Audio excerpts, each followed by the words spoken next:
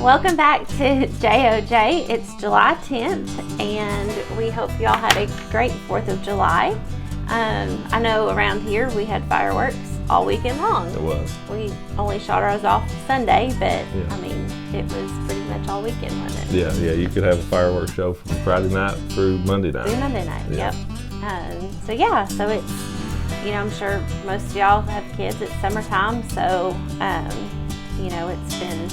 we've just been water parking and pooling and hanging out. Yeah, absolutely. It's been hot, but been very enjoyable to have some. I've been home. We've had some, good family time and time off, and it's been good because everybody we've not been running too crazy. It's been pretty nice. So last week on live, we told you that the word of the month for July was trust. Mm-hmm. So you want to give them the definition of trust? Yes.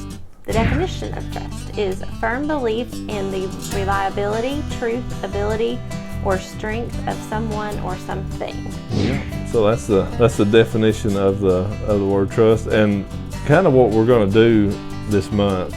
This was kind of my doing, and why the notes look a little different this week because I made them instead of Jennie making them, and they're not dated and everything perfectly.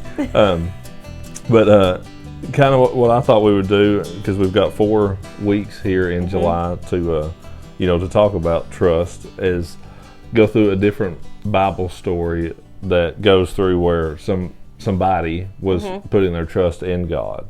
So to kind of go through that Bible story a little bit, break it down a little bit as best we can, and then and kind of try to show how we can apply that to our life. It may not be exactly. Some of them definitely shouldn't be.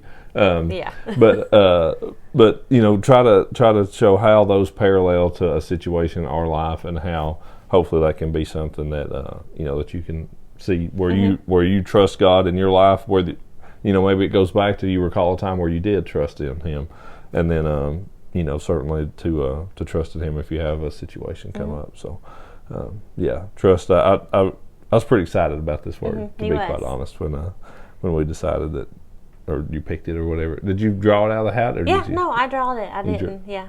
I didn't cheat. I blindly picked a word. So that's how we got to trust. So the first one, and it's not in order, so I'm gonna have to make sure that I look at the one we labeled as number 1. It's this one. That one right there. Yeah. But it's about Noah and the ark, and I think that's a story that we all learned in Sunday school. If you went to Sunday school as a kid, you certainly learned about that. You've heard it lots and lots of times. But to me, the title of this one is in the face of ridicule. I think that's something that, as Christians, we will certainly all at some point in time deal with. As if we're fully trusting God, we're going to have people on earth who look at you like you have 2 heads. Yeah. Or look at you like you're crazy. So the verse I want to share here a little bit is Genesis 6, verse 13 and 14. And so it says, "So God said to Noah, I'm going to put an end to all people, for the earth is filled with violence because of them. I'm surely going to destroy both them and the earth. So make yourself an ark," my version here says, "of cypress wood, make rooms in it, and coat it with pitch inside and out." If you click on that where it says cypress wood, it actually says the Hebrew meaning for that is uncertain, but they translated it as cypress wood. But to make yourself an ark of cypress wood. So, to look back at that and a little bit of history as best as what I understand the scripture and stuff, and then it talks about how it ends up raining for 40 days. To my knowledge of the Bible, it had never rained on the earth. So here's Noah. God's told him to build this ark, and He tells him, how to build it, every part of it, how long, how big, all this kind of stuff. Of course, we know about the animals coming in. 2 of every kind of it says of every kind of bird, of every creature moves along the ground, be kept alive. And Noah did all these things, but he did all these things before it started raining. And so these people are like, "What's crazy old Noah doing over here building this boat?" Building a boat. On the middle of dry ground. I don't. To my knowledge, he's not building it beside the lake where he's going to shove it off in the lake and go float off in there. He's just building it, out on dry ground. So you have to assume that there was a lot of people saying, what is this crazy guy doing? Yeah, but to Noah, he knew that God had given him these instructions, and so he was faithful in trusting that, okay, all these people around me might think I'm absolutely crazy, but I'm going to trust in the Lord that it's going to rain or something's going to happen. I'm not just going to be sitting in this boat on dry ground with all these animals. Yeah. Like, I love to picture that. Like, I love to imagine just packing our family up and being like, all right, guys, let's go collect some creatures and load them up in this boat. I mean, you just mass chaos, I feel like. Yeah. But I'm assuming that God made, like, 'cause to me, I would take it a step further and be like, well, these animals don't like these animals. How do you get, but right. I'm assuming God kept them all calm, so they were good on the boat. And that has to, actually thinking of, because animals in the wild don't just generally walk up to you and say, hey, how you doing? No.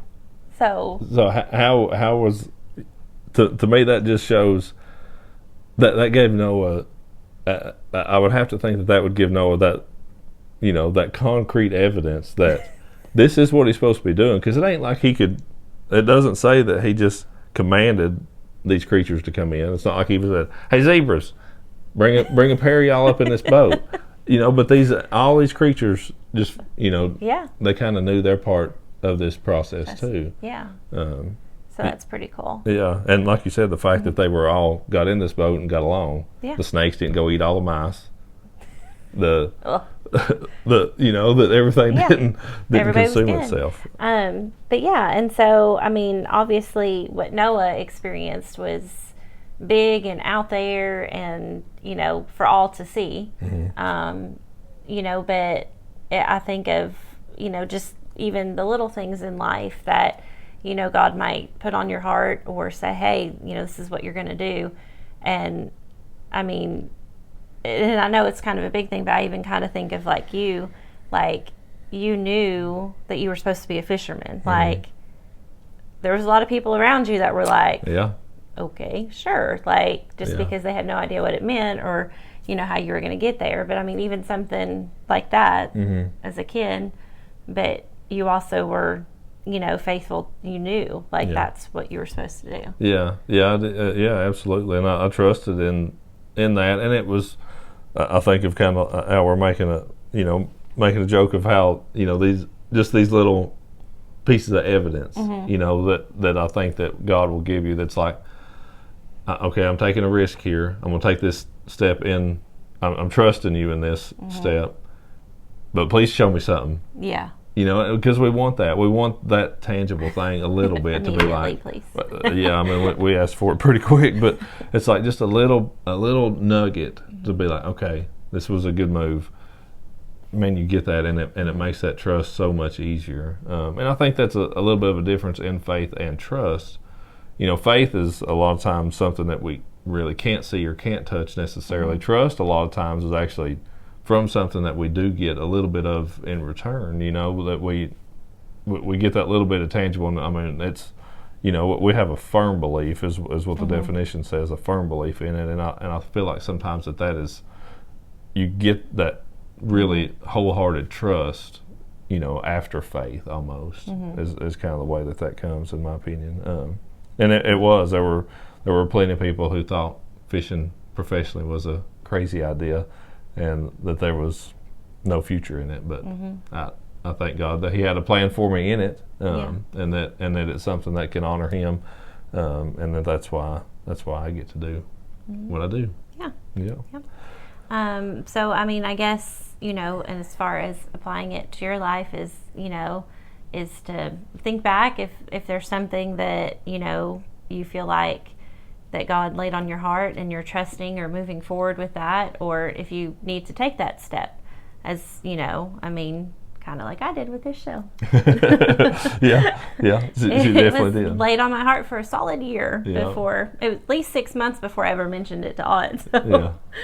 But it's definitely been a good thing, and we've trusted God in it, and I met lots of people through it. Lots of people through it, and that's been an awesome part of it, is for her to get to go out, and you actually, was it? It was this last month that we were somewhere, and you got invited to be on. What was it? Oh no! Yeah. Oh no! No, they asked me to speak to their women's group. Yes. I'm working on that trust. if I'm being honest, I was like, oh yeah, I think that'd be good for her. Yeah. I'm like, okay. Full confidence, she'd be very good at it. I don't know. Yeah. So you all pray for her to trust the Lord that she would be good in that. Yeah. Thanks. Just trying to throw you under the bus. Throw me under the bus a little bit. All right, so let's wrap that one up. Okay. And next week we'll talk about trust and how it is to. How would I word that? How it's. Well, yeah. How God can deliver us. Okay. Yeah. How God can deliver us. Okay, but yeah. So the verses again for this week were Genesis 6:13-14. It said, "So God said to Noah, I'm going to put an end to all people, for the earth is filled with violence because of them. I am surely going to destroy both them and the earth. So make yourself an ark of cypress wood, make rooms in it, and coat it with pitch inside and out." All right. All right. Thank y'all for watching. We'll see you back here again next week.